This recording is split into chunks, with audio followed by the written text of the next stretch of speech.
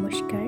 আজকে আমি খোটামারা নদীর সম্পর্কে কিছু বলতে চলেছি। এই নদীটি দেখতে পাচ্ছেন, এই নদীটি মূলত পার্শ্বসাদের শিঙিমারি, নতুনবশ, রাজাখরা, গোয়ালটারি, মাসানপাট, আলোকচারি, প্যাটলার মধ্যবর্তী স্থানে অবস্থিত। এই নদীটি মূলত আগে শিঙিমারি নদীর সঙ্গে যুক্ত ছিল। এখন পলিবালি পড়ে এই নদীটি সম্পূর্ণভাবে শিঙিমারি নদীর সঙ্গে বিচ্ছিন্ন হয়ে গেছে। একজন নদীতে জাল পাতছে মাছ ধরার জন্য। এই নদীর পাশেই দেখুন বেছন ধান ফেলানো হয়েছে।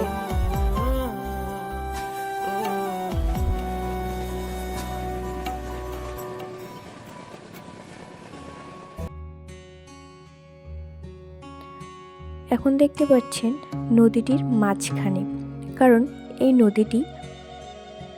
নদীটি শীতকালে দুই ভাগে বিভক্ত হয়। যখন নদীতে জল ছিল, এই জায়গাটায় করে দূর দূরান্ত থেকে জেলেরা মাছ ধরতে আসতো। এমনকি এখানে স্থানীয় মানুষরা প্রতিদিন মাছ ধরতে আসে। আমি এখন নদীর মাঝখানটায় রয়েছি, নদীর এই পাশ থেকে ওই পারে যাচ্ছি।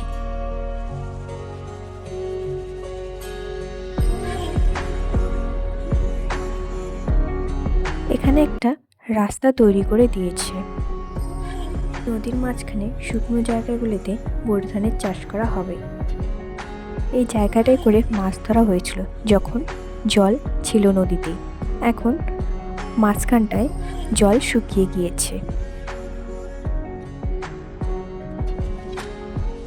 পৌষ মাসের শেষে এবং মাঘ মাসের শুরুতে বোরো ধানের চাষ করা হবে নদীর শুকনো জায়গাগুলিতে।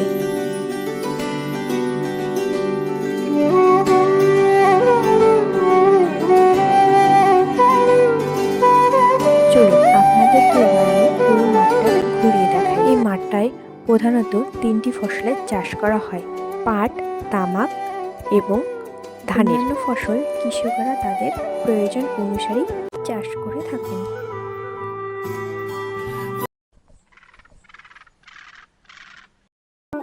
আমাদের কোচবিহার জেলার প্রধান ফসল হচ্ছে তামাক, এবং এই তামাক কোচবিহার জেলার সিতাই অঞ্চলে প্রচুর পরিমাণে তামাকের চাষ করা হয়ে থাকে। বিভিন্ন রং তৈরিতে তামাকের ব্যবহার হয়ে থাকে। এখানে খুব অল্প পরিমাণে ভুট্টার চাষ করা হয়েছে।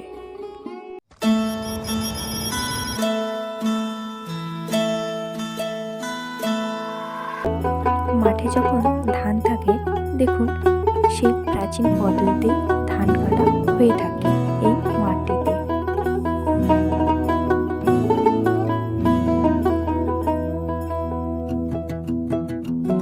মাঠে যখন ধানের চাষ করা হয়, মাটি সৌন্দর্যে ভরে ওঠে এবং যেন মনে হয় প্রকৃতি যেন তার সমস্ত সৌন্দর্য উজাড় করে দিয়েছে। মাঠের যে দিকেই তাকাবেন, সেদিকেই দেখবেন সোনালি রঙের ফসলে ভরপুর হয়ে রয়েছে।